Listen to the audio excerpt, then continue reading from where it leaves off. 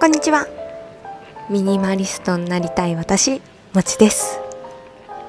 今回は先日家中を見て回り、今使っていないものや不要なものをたくさん手放しましたので、その捨て活の様子をお届けします。私は捨て活歴2年のズボラな一人暮らし OL です。物を減らすようになってから整理整頓が超苦手な私でもすっきりとした部屋で暮らせるようになりました。でもそんな今でも気づけば収納が荒れてしまったり物が増えてしまったりするので、使っていないものは全部捨てるを目標に定期的に大きな捨て活をするようにしています。この動画が捨て活を頑張りたいという方のモチベアップになれば嬉しいです。それではスタートです。今回の捨て活マイルールは次の通りです。まず、使っているもの以外は基本手放します。ただしこの時捨てる理由は必ず持つようにしています。もし手放すか迷うものがあれば私は残します。捨てることが目的ではなく、快適に暮らせるようになりたくて物を減らしているので、手放す覚悟ができているものだけを手放します。それでは捨て活やっていきましょう。まずは玄関からです。玄関収納には靴だけでなく、ストックの水や避難持ち出しバッグ、アウトドアグッズだったりを収納しています。そして一番下には捨てるか迷っているものを一時保管しています。手放すか迷うものもしばらくの期間内生活をお試しで体験できるので、やっぱりなくても大丈夫だったと納得して手放すことができます。一時保管場所に置いていた壁掛けプレートなどの装飾品たちを手放します。長年お気に入りの飾りだったのですが、新居で飾ってみたらごちゃごちゃするし、なんだか子供っぽくってずっとしっくりきていませんでした。試しに白色以外の装飾を全部外してみたら、一気に大人っぽく、そして落ち着く空間になりました。取り外した飾りももしかしたらまた使いたくなるかもと思い、一時保管場所に置いていたのですが、2ヶ月以上経った今も使いたい気持ちにならなかったので今回処分します。続いてはこちらも壁飾りに使っていた花の形をした画鋲です。可愛らしすぎる感じが今の自分にマッチせず、使わないアイテムになってしまったので手放します。続いては折りたたみクッションと折りたたみ椅子です。某テーマパークのショー待ちのために買った椅子でしたが、今は昔のように何時間もショー待ちをすることもなくなりましたし、荷物を軽くすることが最優先なので持っていかなくなったアイテムでした。置物と化してしまったので手放します。玄関からはこれだけのアイテムを手放すことができました。玄関収納がまた少しスッキリさせることができました。続いてはお風呂場と洗面所です。シャンプーとボディーソープを入れていたボトルを新しいものに買い替えたので、古いこちらは手放します。新居ではタオルバーがなく、仕方なく出入り口のドアにかけていました。するとドアを開け閉めするたびにボトルが動いて、ドアにうっすら傷がつき始めていました。これじゃいかんということで、新しくこちらのタワーのディスペンサーに買い替えました。これはマグネットで壁に取り付けられる浮かせる収納で、ボトルの底もぬめり知らずです。シャワーの水ができるだけかからないよう、ちょっと高めの位置に設置しています。ボトルも半透明なので残量がわかりますし、ボトル底は斜めになっているので、最後まで使い切れるところも本当最高だなと思いました。ちなみにシャンプーは通常タイプ、ボディーソープは泡ポンプタイプを購入しました。これはとっても買ってよかったアイテムでした。ということで古いこちらのボトルは手放します。続いても買い替えなのですが、引っ越した時に取り替えたクルキャッチというダイソーのお風呂の排水口のゴミ受けを処分し、新しくステンレスのゴミ受けにしました。クルキャッチはゴミ取りしやすいというのが良い点でしたが、深さが約 4cm と深めなお皿の形のためでは、ゴミ受けの先端が若干排水口の水に浸かってしまい、ぬめり汚れがかなりつきやすかったです。ということでこちらの浅いステンレスタイプのゴミ受けに取り替えました。高さは約 2.5 センチと浅めなので、しっかり水切りをしてくれ、赤カビもぬめりも発生しなくなり、とっても快適です。こちらもおすすめアイテムです。続いて洗面台です。洗面台は普段から使うものを最低限しか置いていないので、今回は処分するものはありませんでした。洗面台下収納を見ていきます。一見すっきりにも見えますが、プラスチックケースは物で溢れてしまっています。保管場所はここで適切かなども考えながら仕分けていきます。まずはじめにファンデーションを手放します。お気に入りのマナラのトーンアップ UV のおかげでノンファンデ生活を送っていますが、ファンデーションを手放して大丈夫か不安だったので一応取っておいたものでした。もうファンではなくても大丈夫と確信できたので手放します。開封してから1年半ぐらい経ってしまっているので、衛生面を考えてもこちらは処分したいと思います。続いてアルコール消毒液のボトルです。持ち歩き用の小さなスプレーに都度詰め替えて使っています。今日から保管場所を非常用持ち出しバッグの中に変えることにします。できれば災害の備えのためだけに新たに物を増やしたくはないので、災害用と詰め替え用とで兼用で使いたいと思います。続いて詰め替え用の小さなボトルです。こちらは2つありました。以前使い終わった後一応洗って乾燥させていました。ですが清潔なケースに入れたいと思うのでこちらは処分します。汗拭きシートのストックです。こちらも水が止まってお風呂に入れない災害時にも活躍するアイテムです。こちらは災害用の持ち出しリュックに入れておいて、災害時とストック用と兼用で使いたいと思います。こちらは無印良品のオールインワンジェルで、もっと小さいのを買えばよかったと反省しているアイテムです。無印良品の化粧水も小さなボトルに詰め替えて使っています。化粧水の場合は大きいサイズにして大正解でした。物が溢れていた箱が少しすっきりしました。続いては隣の箱を見ていきます。歯間ブラシ、お薬、綿棒は使っているので取っておきます。袋に綿棒が1本だけあったので、この後耳掃除をして使い切ります。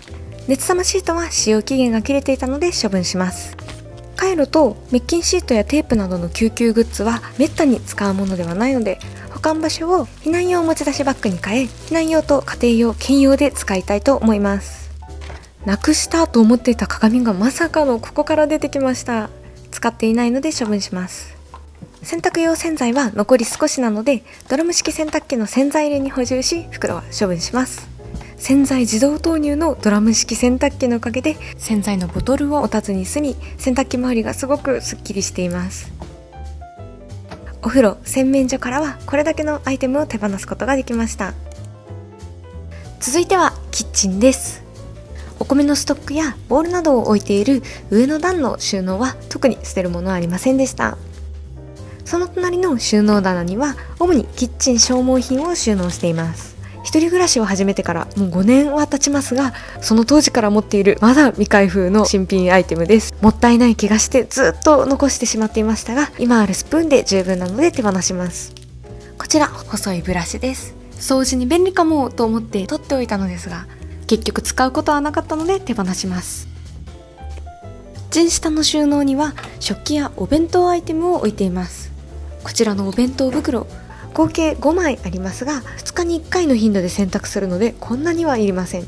縫いがほつれてしまったり、プリントが剥がれたりしているこちらの2枚を処分することにしました。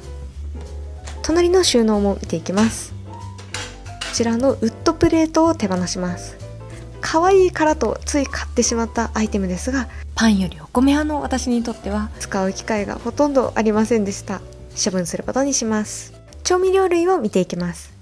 すりごまと輪切りの唐辛子の賞味期限が切れてしまっていたので処分します。安いからと大容量を買ってしまったので反省です。なお、賞味期限は本来未開封の場合に適用する期日です。開封後は空気に触れ品質が急激に悪化するため、賞味期限に関わらず早めに使い切りましょう。適正量ってやっぱり大切ですね。続いてはリビングです。まずはリビング収納から見ていきます。一番上の段は掃除用具と消耗品のストックを置いています。2段目には工具、文具、本や書類を置いています。特にごちゃごちゃしている気がする工具ボックスの中身を一つ一つチェックしていきます。100均で購入した賃貸の壁にも OK な石膏ボード用の強力プッシュピンは取り付けるのが難しく使わなかったので処分します。ちなみに壁を固定するときはニトリのスマートフックが一番おすすめです。2つのピンでしっかり固定してくれるのに、取り付けはワンプッシュでとっても簡単です。我が家では鏡や掃除機など重たいものを壁にかけるのに使っています。何かの付属品だった壁固定用の釘が出てきました。取っておいてましたが、釘は賃貸では使えないので処分します。こちらも無印良品の家具フックに付属していた固定用の釘です。処分します。こちらは何かを取り付けるための工具と思いますが、何に使うものか思い出せないし、なくても大丈夫だと思うので処分します。S 字フックが5つもありました。こんなにはいらないので、汚れが目立つこちらの2つを処分します。用途不明なもの、使わないものを処分してスッキリです。続いて文具類を見ていきます。最近友人から素敵なボールペンをいただいたので、何の変哲もないこちらのボールペンは処分します。こちらは本を開いたままにしておくブックストッパー。実はこれ、私が中学生の頃に買ったもので長年の愛用品でしたが、ここ数年全く使っていないので今回処分します。スマホショルダーに使うフィルム。最近ストラップの方が壊れてしまったので買い直そうとフィルムだけ取っておいたのですが、スマホショルダー自体別にいらないなと感じたので処分します。使う用事もないけれど捨てるのももったいなくて取っておいた新品のステッカー。ただただしまっているだけのアイドルのトレカを処分することに決めました。ずっと手放したいとは思っていたけれど、なんだか悪い気がして行動に移せなかったのですが、ようやく決断できました。もう行かなくなった歯医者の診察カードも捨てます。これまでパンパンだったファイルがかなりコンパクトになって出し入れしやすくなり大満足です。友人の結婚式でもらったカタログギフト。注文するのが面倒で本棚にしまい込んでしまっていましたが、後回しにしても忘れてしまうだけなので、この後すぐ注文してカタログは即処分します。下の段に行きます。続いてこちらのマッチを処分します。もらい物ではあるのですが、正直使わないので困っていました。災害時に使えるかなと思い調べてみたのですが、むしろ火事の原因になるので災害時にマッチは使わない方がいいという意見が多数ありました。申し訳ないという気持ちもありつつも、プレゼントはあげた時点でその役目を終えていると考え、感謝の気持ちを込めて処分しようと思います。最近 YouTube 用に購入したハードディスクの説明書です。説明書はもうなくても大丈夫なので処分します。マイクロ SD が出てきました。確か昔のスマホに差し込んでいたものだと思います。使っていないので手放します。最近なんだか接触が悪い持ち歩き用の充電ケーブルを処分します。接続部が取れちゃってますね。ちょうど最近買ったハードディスクに同じ型のケーブルが付属していたので、データ転送用と充電用兼用で使いたいと思います。その下の収納です。最近災害用と普段使い用を兼ねて食品のローリングストックを始めました。しまい込むのではなく、見える場所に保管し、日頃からちょこちょこと使っては補充していこうと思います。続いてはドレッサーコーナーです。まずはコスメから。コスメはとっておきの1群だけに絞るようにしています。マスカラを使い切ったので処分します。もう何年も一途にこのキャンメイクのマスカラ下地を愛用していたのですが、今回は初めてエツセのものを買ってみました。透明の液ですが黒い細かな繊維が入っているので、ナチュラルにまつげを伸ばしてくれるのがお気に入りです。どちらをこれからの私の定番とするか吟味したいと思います。こちらのコンシーラーもいつ買ったか自分でも全く覚えてないくらいの古いものなので、衛生面を考え処分します。持ち歩きコスメにもう1本コンシーラーを持っているのですが、出先で正直使っていないので、これからはこちらを普段のコスメとして使おうと思います。全然使っていなかったカミソリも処分します。続いてアクセサリーケースです。一部剥げてしまったロングネックレスを処分します。これまで全く持っていなかったロングネックレスをつけてみたいと思い、まずはお試しにと買ったこちらはなんと500円ぐらいの格安ネックレスでしたが、半年も持ちませんでした。もう安すぎるアクセは買いません。アクセサリーケースも祖母や母のお下がりでもういっぱいなので、今持っているものを大切に使おうと思います。続いてはクローゼットです。この夏着倒して襟がよれてしまった黒のノースリーブを手放します。ユニクロで2016年に買ったもの、なんと8年前に購入したお洋服でした。長く着た分気持ちよく処分ができます。この夏は持っている夏服は全部着回すことができたので、今回のルールで手放す対象である今着ない服はありませんでした。ただ冷房対策のために春服も秋服もこの夏着たこともあり、服の量はまだまだ多いなぁとも感じました。私の憧れである少数1000円お気に入りな一軍服だけのクローゼットにするために、これからもお洋服の厳選を頑張りたいと思います。大好きだからこそ悩みながら時間をかけて厳選したいので、お洋服の捨て方はまた別の動画で行いたいと思います。今回もこれだけの不要なアイテムを手放すことができました。また少し物が減り、気分まですっきりです。年々捨て活で処分するものの量が減ってきているのもなんだか進歩を感じられて嬉しいですね。この動画が捨て活を頑張りたい方の後押しになってくれたら嬉しいです。ご視聴ありがとうございました。